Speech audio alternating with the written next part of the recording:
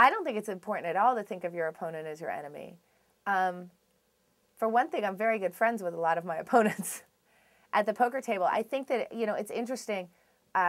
People used to ask me, because, you know, my brother is such a great poker player as well, Howard Lederer, and we've played against each other a lot, and I've knocked him out in some very high-stakes situations.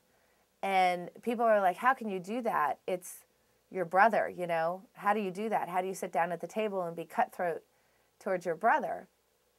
And vice versa, you know, they ask him the same question. And the answer is because when you sit down at the table, you understand that you're playing within rules of the game, that this is a single-player game. You don't play as teams. So therefore, I know that I would be breaking the rules if I played against my brother any differently than I played against somebody else, which is interesting because people don't realize that. I would consider it cheating because it's supposed to be a single-player game. So I'm not supposed to play in concert with anybody else or play differently toward one person than I would toward another in terms of how cutthroat I'm willing to be just because I have a personal relationship with them.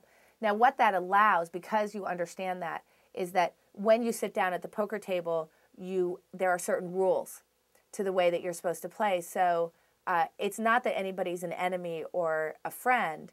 It's that the rules are, I am trying to do whatever I can to extract the most money from you at all times. So it's neutral to enemy or not enemy, which is kind of an emotional, you know, it's like an emotional way to think about it. It's totally neutral to that. You're kind of like an island unto yourself, and the opponents are only people in as much as they have patterns that you're trying to analyze in order to understand what their intents are and understand what the cards are that they might be holding and understand the lines of play that might extract the most money out of their stacks.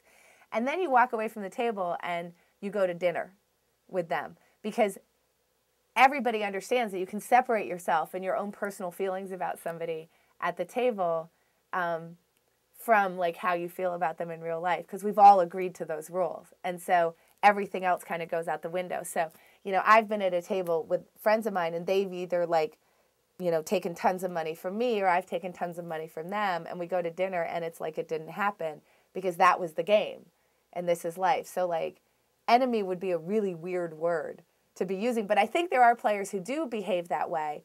And I know players who actually like will have very negative emotions toward a player that bluffs them or toward a player that wins a big hand against them, where like the player might even have the best hand, you know, and they're like, that person's an asshole or they're a dick or whatever. And it's like, no, don't you understand? You sat down and you agreed to the rules of the game. Like, why are you having like assigning emotional words with like qualitative words to who that person is as a human being? Like they were playing the game. They were doing their job at like, that's very weird to me. So.